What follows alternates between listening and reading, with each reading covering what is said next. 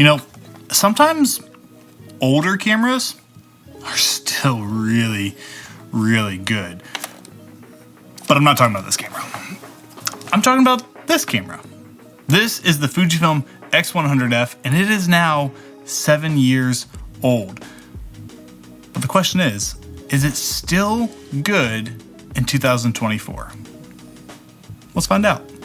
Hey everyone, my name is Zach. I'm a photographer and videographer, but more important than that, I'm a husband and a father. And today we're talking about the Fujifilm x100F and whether or not this is still a viable option as an everyday carry camera in 2024. This has been my everyday carry camera for the past 2 years, and I absolutely love it.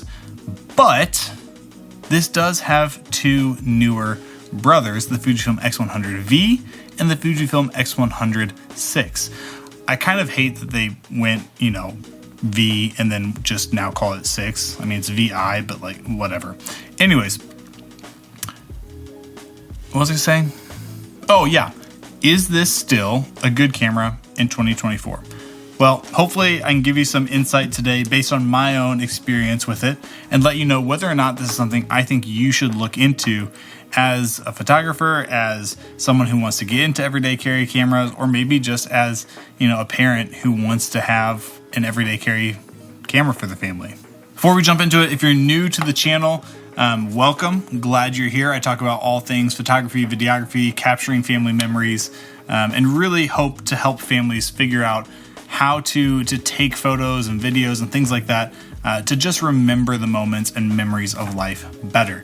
I love it if you stick around, subscribe to the channel, hit the bell notification, and if you enjoy this video, I'd really, really like it if you hit that like button. So let's jump into the video. So let's start off by talking about the specs of this camera. So the Fujifilm x100F, it is a 24 megapixel camera with a CMOS sensor. So you do have a crop sensor on this camera. The lens is a fixed 23 millimeter lens. So with that crop sensor, it's about a 35 millimeter equivalent, which I think honestly for a camera like this is the perfect focal length. It does have a mechanical as well as electronic shutter. And it does have a electronic as well as a optical viewfinder. And then it can shoot video up to 60 frames at 1080p, which is a cool feature to have. Now, comparing that to its younger brothers, both cameras come in with a better lens.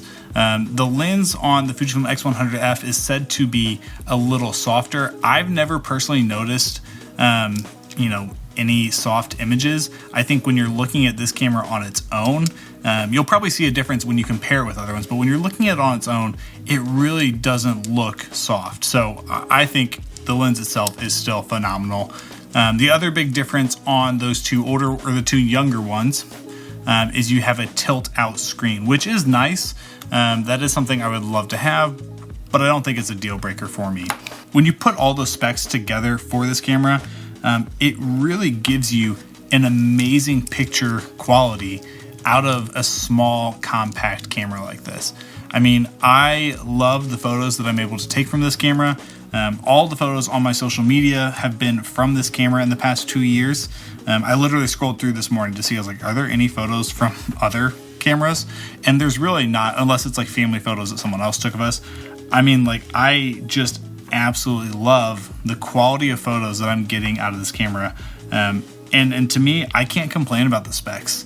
Yes, the F100V and VI have better specs, but this is still phenomenal, and I can't complain about it. Moving on to film simulations. The film simulations are something that I think is really cool and really fun, but I will admit that I am not someone who necessarily plays with them a lot. I'm the kind of person that really likes to edit my photos, and so while I have created a few film profiles in here, I still pull out almost all of my photos and edit them on my computer or my iPad or my phone, because I just like having the freedom to be able to do that. I like being able to give it my own little personal touch. But I will say, I think it's a really cool feature to have all the different film simulations in this camera. My wife enjoys that. Whenever she does use this, she likes that she can pick different film simulations. I think for people who want ease of use with a camera, they want to just basically take a photo and then send it right to their phone. I think that's such a cool feature. And I love that it actually like kind of pulls some nostalgic heartstrings there, going back to some of those old film profiles. I was never a film shooter, but I think film definitely has a very cool look, and I want to emulate film photos with this camera. I just do that in my edit, but I love that you can do that in the camera itself. I personally use a preset made by Short Stash. I'll link his YouTube channel below. And I actually have been able to create my own film preset in the camera so that it looks like the edit that I'll put on later. And usually it's pretty close, but there are just some things that I always like to tweak. I like to, mask a little bit here and there. So while it looks very similar in camera and in my edit, I do still like to edit most of my photos. And so going into that as well, I think the raw photos is a really cool feature. There's a lot of cameras out there that could just give you JPEG, but the fact that, you can do your film presets on JPEG, or you can just pull out the raw images itself, is really, really cool. And I think the raw images from this camera are phenomenal. There's so much room to work with in the editing bay. I have no complaints about this camera. And I absolutely love editing these photos. It's just so fun for me. The next thing I love about this camera is honestly just the style. Like I love the look of this camera. I think it looks retro, and I love that. I love the tactile settings on here, changing, it by moving the dial. To me, that was a big draw when I got this camera. I love like moving, the aperture ring. I love moving the shutter speed, even the exposure compensation. All of that's just super, super cool. I also really like, that you can add in your own shutter button. I just think that this camera looks so good. Not only the images you take, but the camera itself. And I'm personally a huge fan of the black on black. This camera, you can add in a ton of different accessories, which is also super cool. Right now, the accessories I have on this camera, I have my Peak Design straps, which I have on basically all of my cameras. I have a shutter button on here that's just a little walnut, I think, wood shutter button, which is just cool to have. I have a little thumb grip here because this camera can be hard to hold, I feel like, without that. And then I currently have the Short Stash Everyday filter, which is a polarizer and a mist filter in one. And so I love that. That just definitely continues to build on that film look in the images that I'm able to get out of this camera. But there are tons of different accessory options out there. So I love that this is a fun camera that you can kind of make it your own, whether it be in style or whether it be, adding things like that. I do have like a hood that I've used with this camera. I have a different mist filter from Moment that I've tried out. It's just a fun camera to be able to accessorize. The next thing that I love, do I love it? The price of this camera. I think I paid about $1,100 for this camera 2 years ago.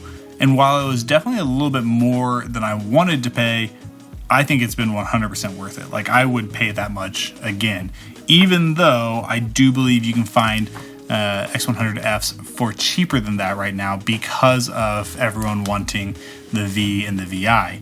I think you're going to continue to find the prices of these cameras drop. And if you can find one for less than $1,000, less than $800, like, that's a steal. Jump on it. I think, you're getting what you pay for. Like, it is a pretty penny, but it's worth it in my opinion. So I love the price of this camera. Now, the thing that I love most about this camera is not something necessarily the camera itself did, but it's the fact that it breeds creativity for me. I think that this is a small, easy to use camera And for me, that's been super, super helpful. I love that it honestly limits me. I think that when there are limits on something, that breeds ingenuity and breeds creativity. And so I love that this camera like has a fixed lens. I love that because it definitely requires me to, I can't shoot telephoto images, right? Like that breeds a creativity in me. I've got to figure out different images to take.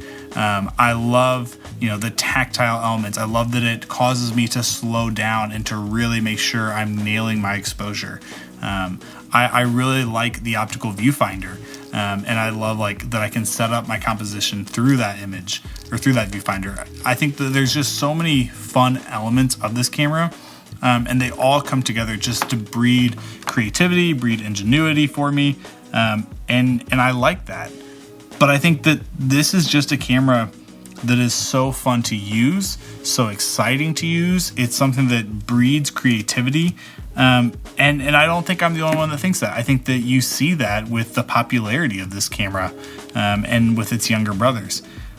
I think if you're someone who's looking for a fun camera, if you're looking for a camera that, you'll use for everyday carry sort of style, you'll use for family stuff, I don't think you should skip on looking at the Fujifilm x100F. Yes, it's got some nicer younger brothers, but that doesn't mean this isn't still a phenomenal camera. And honestly, you can probably get this camera for a lot cheaper than you can its younger brothers. And I don't really think you're going to be missing out on too much. So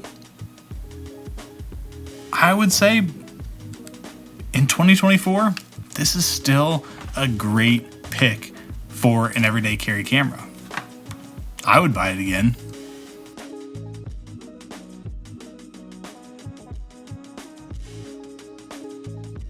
I typically name all of my cameras, and I haven't named this camera.